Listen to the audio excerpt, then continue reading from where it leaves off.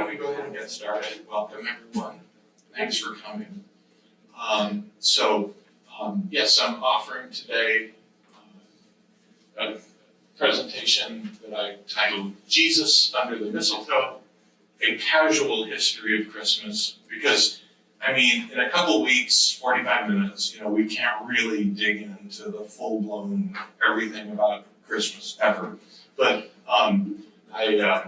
in my reading, I found just kind of some interesting aspects that I thought I would share and bring together. And in fact, depending on your memories of our programming at Covenant, I actually did an earlier version of this talk at Covenant about 5 years ago. So, was anyone here at that 5 years ago? Okay. So, anyway, well, you can act surprised. All right. So you see, I've brought together sort of a variety of images of kind of popular culture. We've got the Elvis Christmas album. We've got Santa Claus.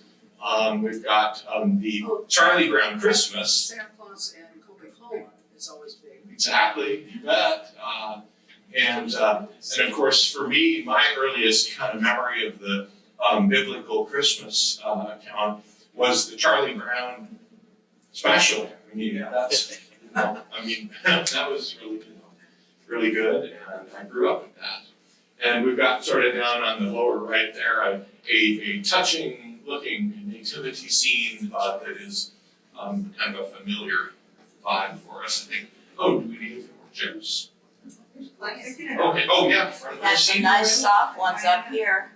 I mean, if you want to sit in the sofa, you could. The orchestra.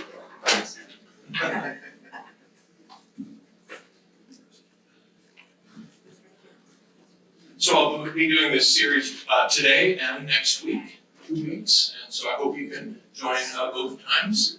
So basically, I guess what I was interested in with this topic is how did Christmas get to be what it is today? I mean, and what it is today, of course, is a whole church season and church traditions, for different denominations, as well as a massive cultural phenomenon of commercialism and, celebrating with family and, a whole host of things that really are not exactly Christian.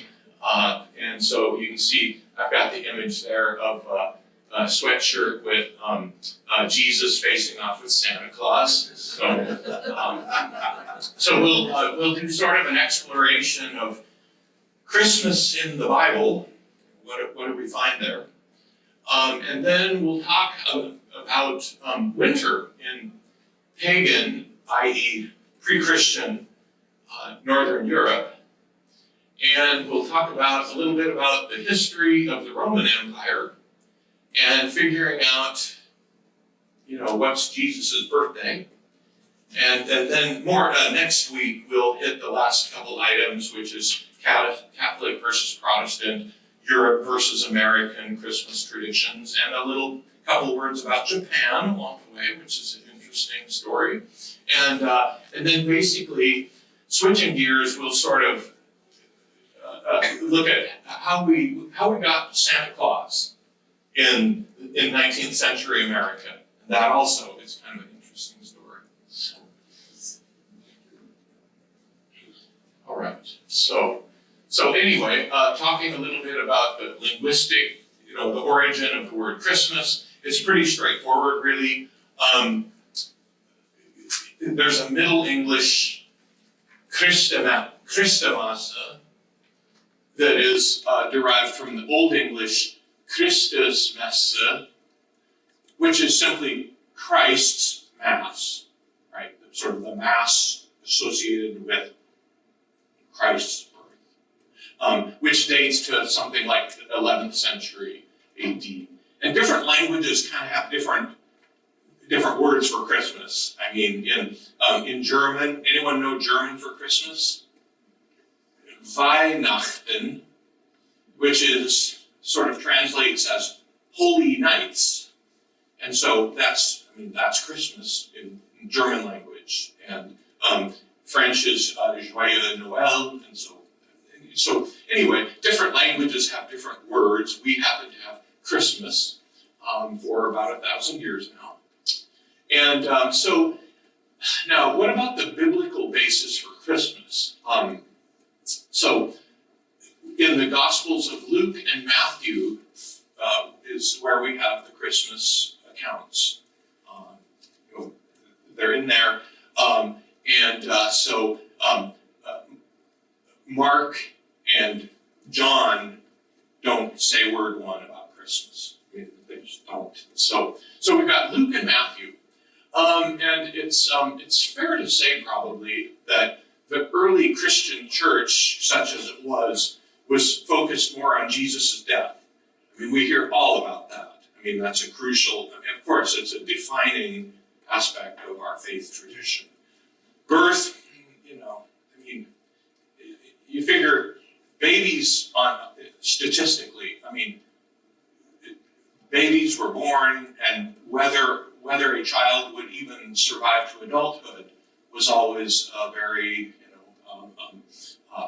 important question, and many did not. Life expectancy in ancient times was a lot less than it is today. So the idea of really, really circling in on and paying a lot of attention to birth, much less, when a child was born, especially before the invention of the calendar. The 5th of what? The winter solstice? Or there's just the point being that birth narratives are not that big of a deal. So we shouldn't feel scandalized that only 2 of the Gospels talk about Jesus' birth, because that's just kind of makes sense in the cultural context, I think. So really, the birthday celebration for Jesus is a later innovation, a much later innovation. So I think it's interesting to kind of pick apart the gospel accounts and just sort of review quickly what exactly we find in each of them about Jesus' birth.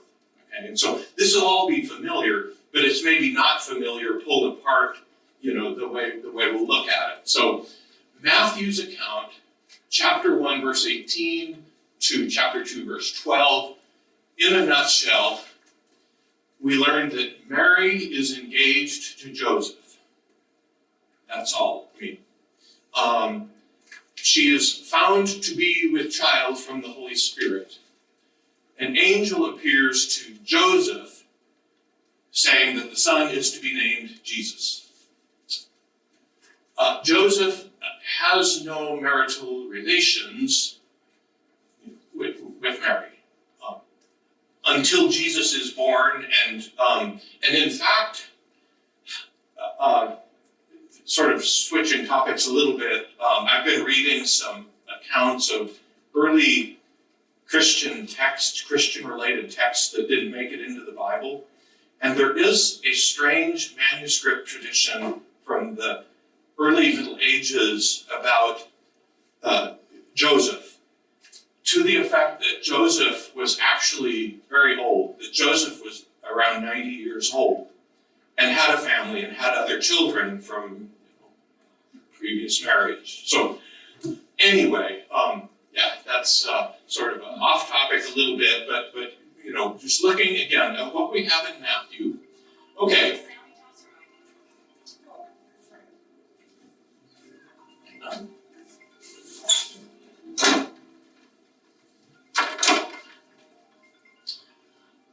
So we know from Matthew that it is the time of King Herod, and we know then that Jesus is born in Bethlehem. Wise men come to pay homage after seeing his star in the east.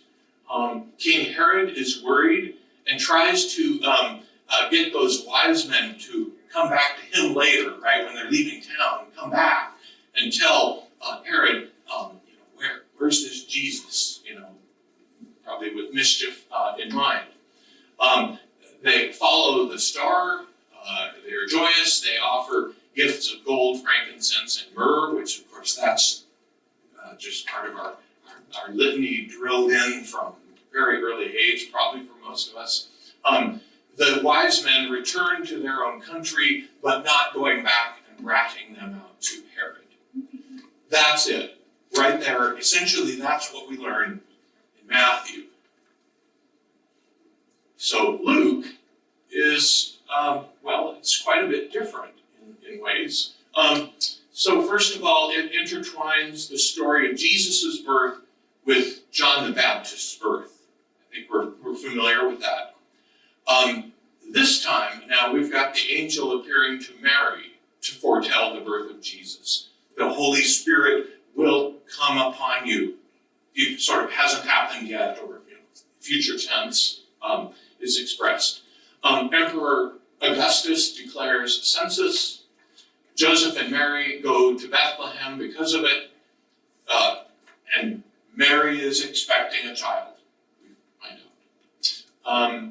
Jesus is born, laid in the manger because there is no room for them in the inn.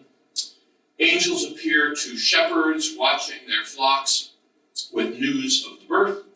The shepherds go to visit and report the angelic vision. After 8 days, Jesus is circumcised. So that, in a nutshell, that's what we've got in Luke. So, if you flip back to the Matthew points versus Luke, there's quite a bit different, right? They're sort of almost like two different stories simply composed by different writers, at different times and places. And this is all that we really have in the Gospels about Jesus' birth. So, if you think about it, probably everything that we just looked at in the two Gospels is pretty familiar, right? It's like, oh yeah, the wise men, oh yeah, stuff. So essentially, I think it's fair to say that our Christmas tradition is an amalgam of those two Gospels. And I think typically not really identified by source, right? It's all just woven together into, like the Charlie Brown Christmas, they kind of bring it all together. So yeah, it's a blend of Matthew and Luke. David? Yes. Something that jiggling in my brain is, I thought one of these Gospels really talks about Jesus being a child on the floor. Am I getting confused? Say again, child. Yeah, that it doesn't sound like Jesus is an infant. Interesting. Now I'll have to pull out a Bible because Yeah, Jesus not as an infant. Yeah. And that, just from looking at these two comparisons, it would have to be the Matthew. Yeah. We're just talking about the birth, not when he was at the temple. Right, there's the thing about when, No, because I know exactly. yeah. If you find that, I do let us know. That is, it's interesting.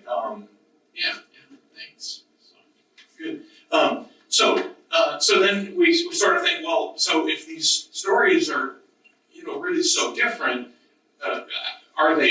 is this standard Christmas story true?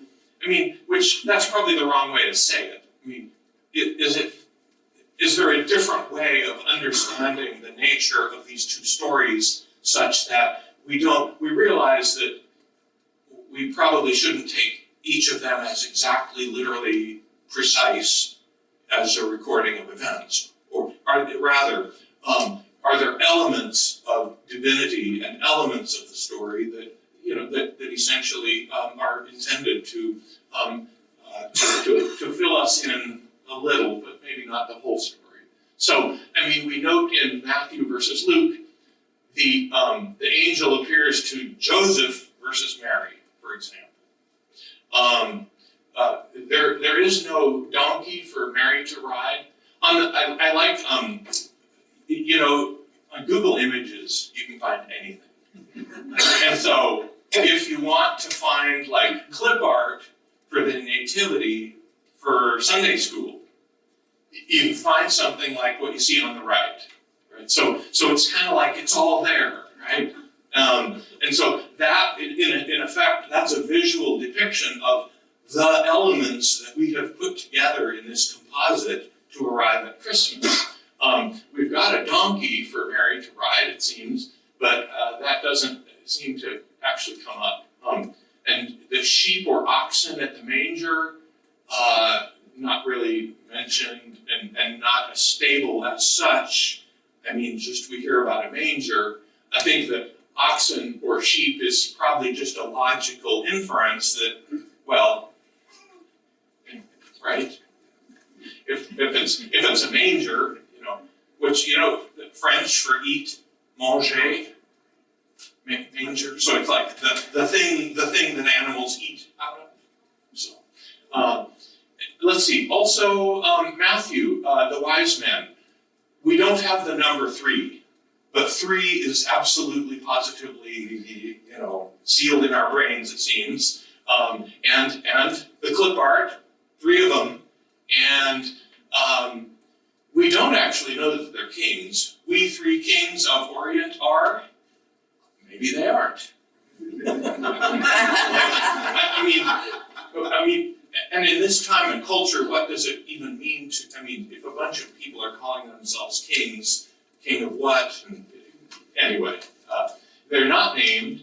And then on the other hand, what we've got as kind of the admiring audience, I guess you could say, in Luke, we've got the angels appearing to the shepherds, which is also familiar.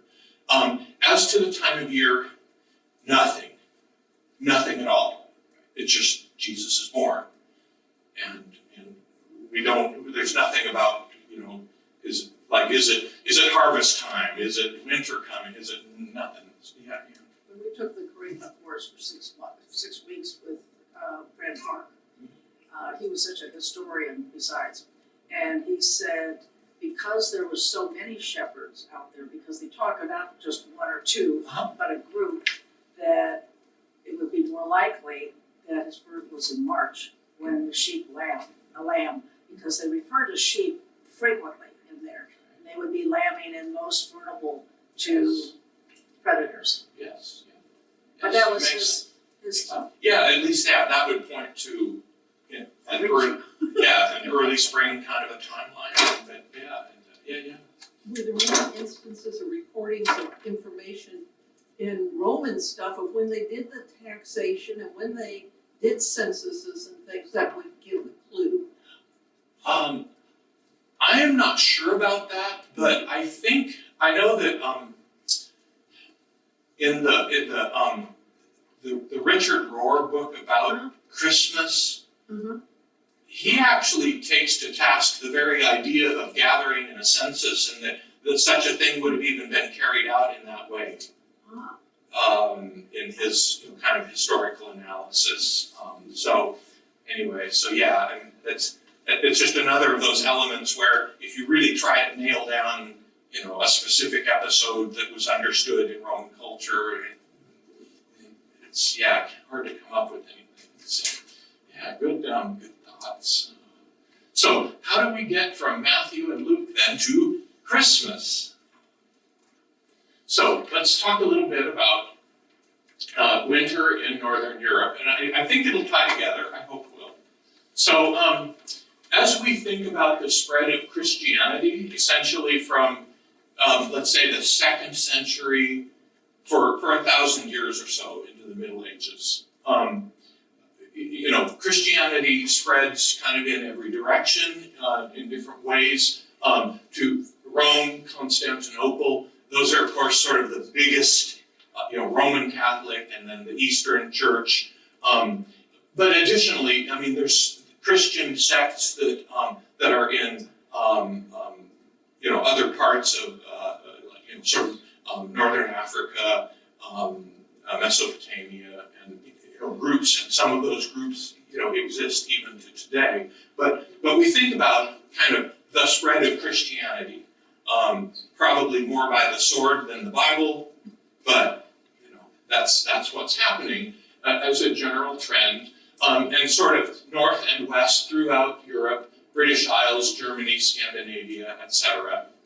And a characteristic of Northern Europe is that they've got a lot of cold, wet weather. They've got long nights and very short days in winter. Like, for example, in London, the shortest day of the year, December 21st, sunrise is at 8:03 a.m., sunset at 3:53 p.m. So less than 8 hours of sunlight. I mean, so they're situated pretty far north, and so think about living, no electricity, I mean, it's life is hard and cold and dark, and so in the really medieval, Renaissance, Reformation eras, even to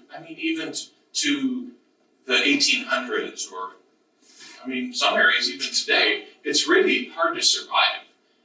Where do you get what kind of food? You've got winter in the British Isles, or northern Scandinavia or something. What are you going to eat? And where do you get clean drinking water? Things like that. It's literally hard to survive.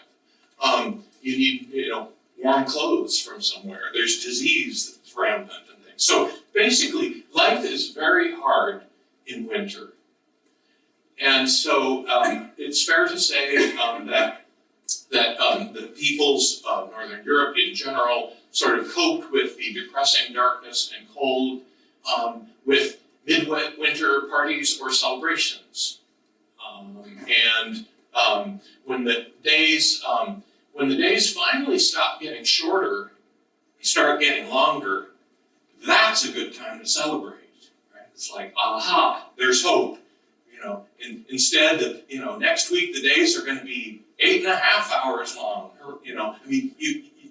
People were attentive enough to the coming and goings of the daylight that they would notice and understand what time of year this stuff happens. And so with the celebrations such as they were able to muster, the emphasis was on light, on any vegetation that was green, because once winter comes, the leaves all fall and everything is pretty dark and the vegetation is gone, except for evergreen trees and stuff. So clinging to anything with color, red berries on holly, for example. So traditions exist then of celebrations with gifts, music, food, and drink, again, such as they were able to muster. And essentially in an agricultural society reliant on meat, harvested crops, alcohol. It's kind of maybe the safest thing to drink, for example.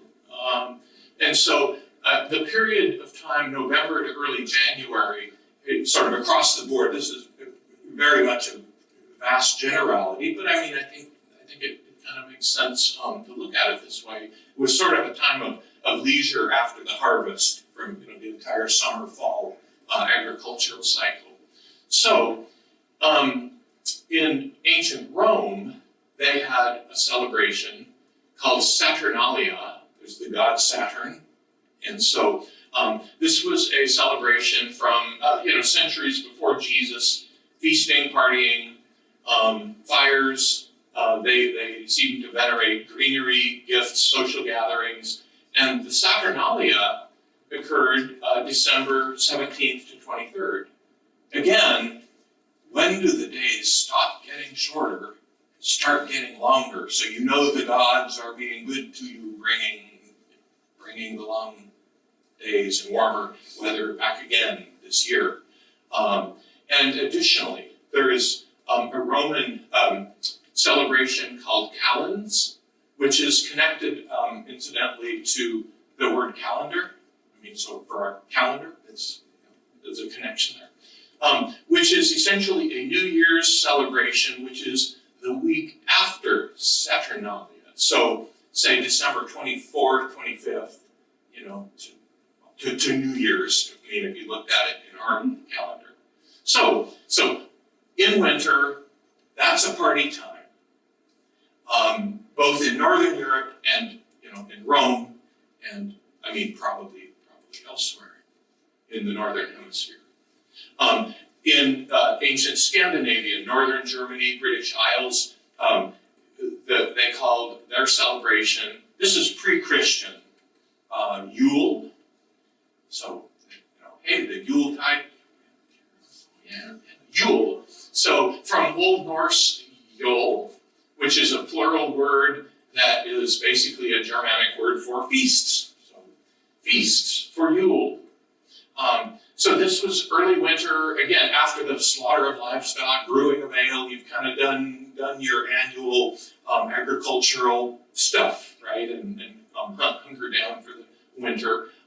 There's a tradition of bonfires and candles and Yule logs, animal sacrifices, and other kind of religious, I guess you could say, observances. So Yule essentially got co-opted and is used then in the Christian context after the Middle Ages. But it is really pre-Christian in origin.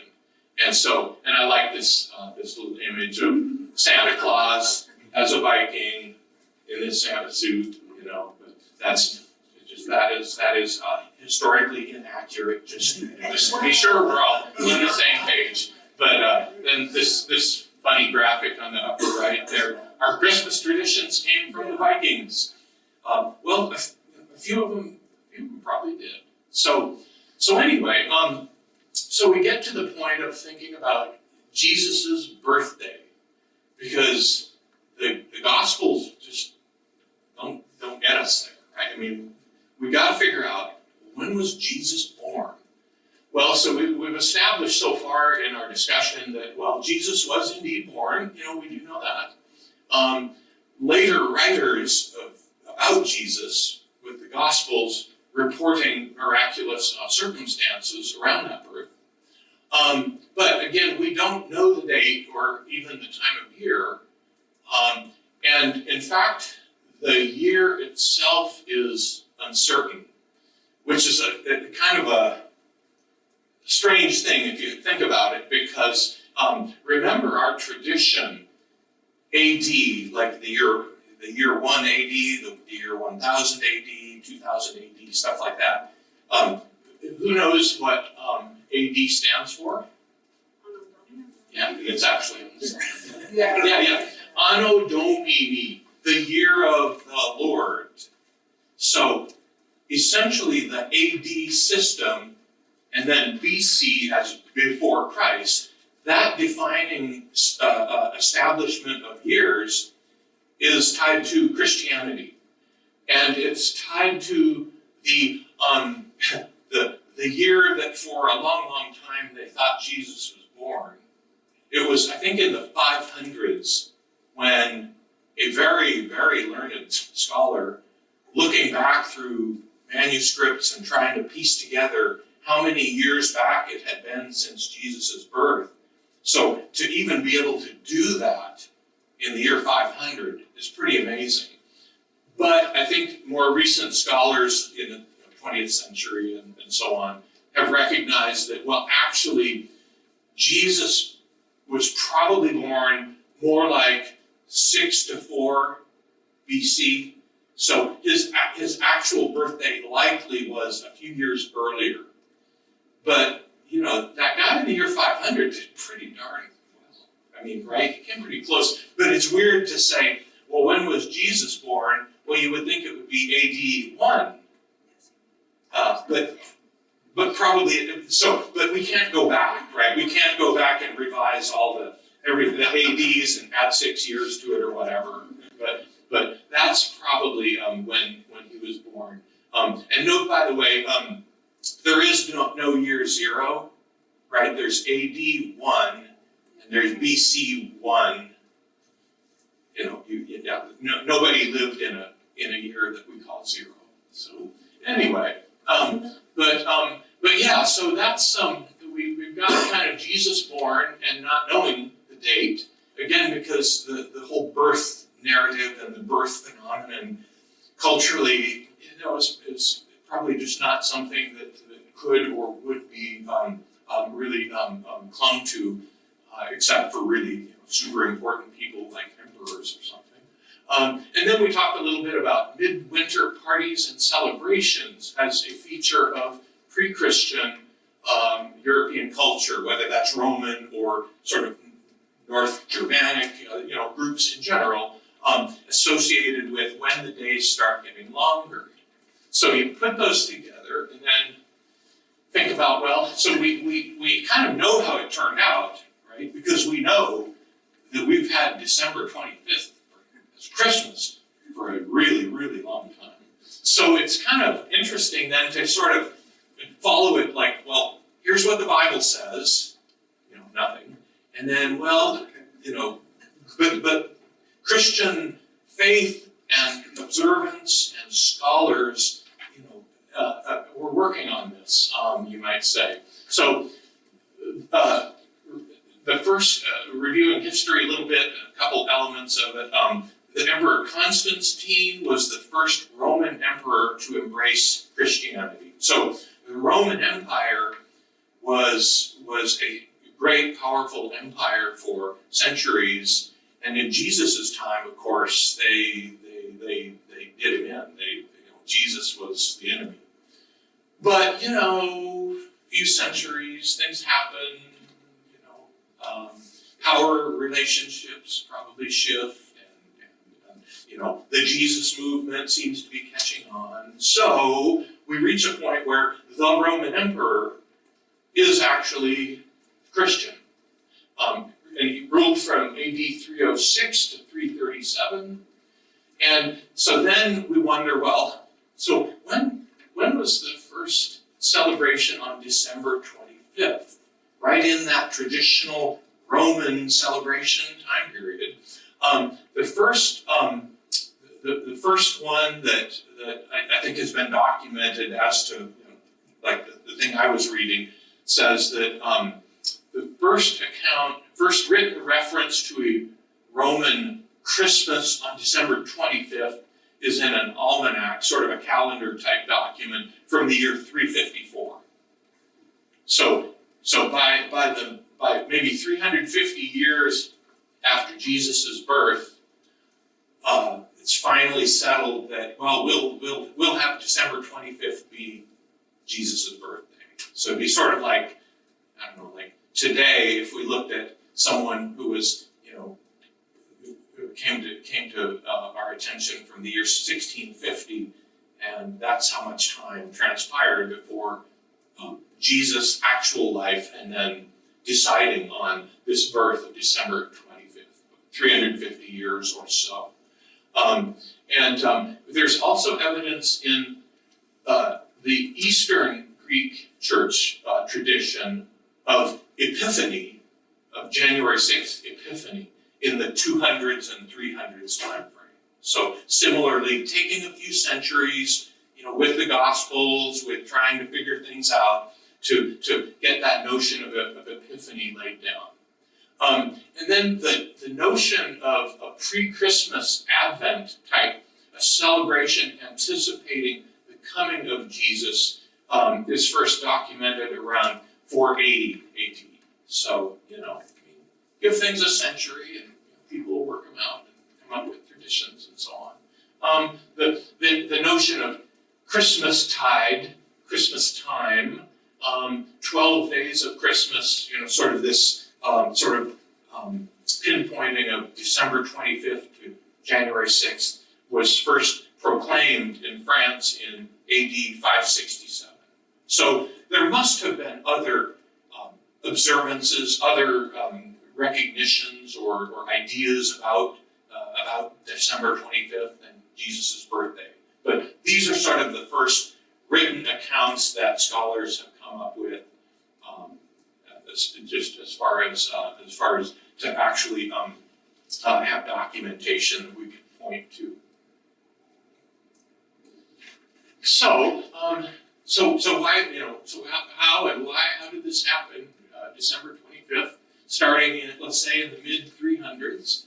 Well, spoiler alert.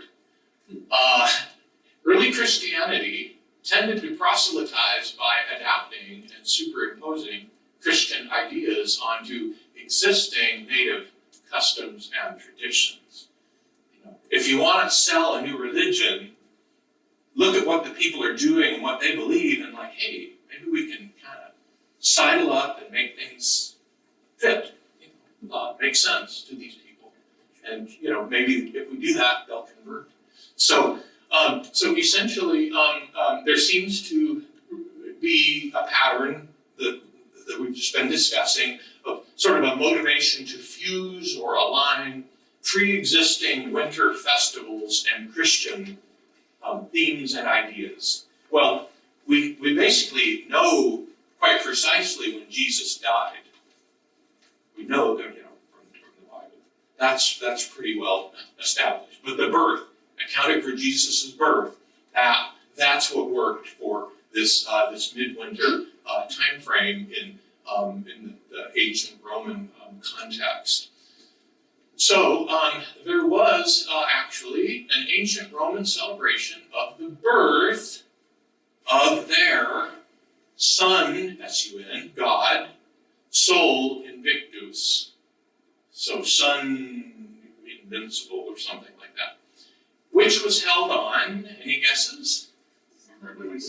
December 25, right. So, so Constantine embraced Christianity, the Christian movement is clearly making progress in the Roman Empire. I mean, it's perfect, right? It's perfect. A Roman God born on December 25th, the light of the world, the sun god. So that seems likely to be how we arrived at December 25th, Roman tradition of a god of the sun, and well, that sounds a lot like Jesus, and so there you have it. An official Roman religion actually is documented starting in AD 274 by the Emperor Aurelian, a celebration of the unconquered sun. The days are getting longer again. Jesus as the victorious light of the world, that works. And so that's where we arrive, after, What did you mean by, in the photo, the number of rays on the sun, Is on the ancient pagan sun god? It says nimbus. was sorry. a halo of rays, I mean, that's just kind of a graphic of what I imagine the Sol Invictus might look like in artistic. Oh, I'm sorry, I misread. Yeah. The same as the headdress on the Statue of Liberty. Exactly. Right. Roman influence on American art tradition and whatever. So basically, where we are then is we've got Jesus' birthday, finally, through all these twists and turns of the Bible and other culture and history. So really, we've had December 25th settled throughout, of course, the entire period of the European everywhere Middle Ages, and to today. And so very thoroughly entrenched in that sense, I guess. And so then we can consider a little bit about other Christmas traditions from the last 1,500 years. And so again, returning to this idea of plants that thrive and stay green in winter. That does seem to be a theme that has followed us into modern Christmas observances. Again, thinking of Northern Europe, gloomy winter, days are short, the leaves are gone, except on plants that they aren't, right? Like mistletoe, stay green, holly with berries staying green, and so on. So poinsettia. Poinsettia is a much later import, and so we'll talk about that probably next week. We can talk about the Christmas tree for a few minutes, and we'll probably wrap up in a few minutes. So what about the Christmas tree? So Jesus didn't have a Christmas tree. They, especially the evergreen type. Those kind of trees are pretty uncommon in the Holy Land. So what about There's a legend of Boniface, an English Benedictine monk, missionary to Germany, who wrote an interesting passage that he noted that there was a young fir tree for the Christ child growing in place of a heathen oak dedicated to the Norse god Thor. And it had been chopped down by Boniface, an early Christian proselytizer, sort of essentially replacing one tree with another. Okay, so pre-Christian, pagan, Northern European traditions included some situations of venerating certain trees as sort of depicting or embodying or tribute to pre-Christian Northern European deities such as Thor, Odin, Wotan. There's a whole pantheon of Northern European mythical traditions, just as there are ancient Greek and ancient Roman traditions of multiple gods existing in the world. And so importantly, that Boniface went to a site that was dedicated to the Norse god Thor and chopped down that tree, chopped down the Thor tree. So sacrilege if you're an ancient Germanic person. And on that same place, planted another tree. And I think we assume it's an evergreen tree that'll always stay green for effect. And you read something like that and, well, did it really happen? Is there a place? Is there a tree? It's hard to know. I mean, maybe not. I mean, I think if you go look in the Rick Steves book for Germany, like where's the Boniface tree? It's probably not like a park where you can just but I mean, whether it's a real thing that could be recovered as a genuine event, time and place. I think just the story itself is really valuable and gives us insight as to the mentality of, if you want to convert someone, go to where they are, look at what they venerate, and try to insert something sort of your own, or sort of meet them where they are, and then sort of take steps that way. And this is really typical of encounters between Christians and existing religions to today. I mean, missionary work worldwide, I mean, there's all kinds of stuff happening under that umbrella, but I think typically a part of it is going and trying to understand the people where they are and what they believe and what they speak and what they do, and meet them there as part of bringing the Christian message to them. And so it's really exactly the same here. So Yeah, David, yeah, and what they did is they chopped down the other person's tree. Now that doesn't sound friendly. it doesn't exactly. But it's better than beheading 5,000 Saxons who refused to convert to Christianity, which is something Charlemagne did. Yeah, but it's, Yes. it's more, I know what's right, and I'm gonna tell you, a fir tree is better than an oak tree. Well, that's what Christians are all about. We're all about, we have the answer, the way, the truth, the light. History. We've got it. And whatever you believe, well, well, One last thing. Yeah. Boniface went to Germany, planted this tree. Well, we know that fir trees have pine cones with seeds. And in Germany, that's the Black Forest. totally, yeah, Tori. Like the Advent devotional, there's a sign up out in the hallway. Oh, hey everybody, there's a sign up for the Advent devotional out in the hallway.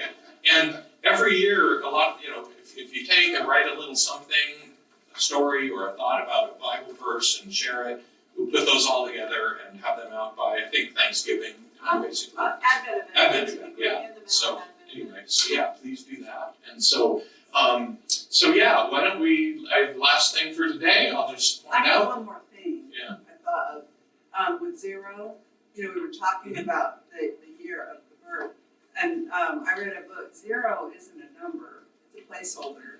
Yeah. And it wasn't accepted in early Christian times because, the Lord was present in all times. And the idea that there would be a time where the Lord was not, It's an abomination. it was. Yeah, I mean, yeah, it was necessary in Roman Right. times and in different Yep. contexts for math, I think it was an Arabic tradition. Yeah. The concept of zero is very important Yes. for certain things. Yeah. But right, that was hearsay. Right. Yeah. And yeah, I actually at home, I have a whole book about I'm reading About it zero. now. Yes, cool. So, Christmas essentially picked up and used and adapted elements and symbols from existing cultures and peoples. In many cases, like we're talking about, keep those customs, but slip in your own new special Christian meanings. And so that's what proselytizing tends to look like. So with that, why don't we go ahead and end for today? And next week we'll sort of pick up from there and look at more sort of modern traditions and things. And thank you very much. Thank you. And, have a great day.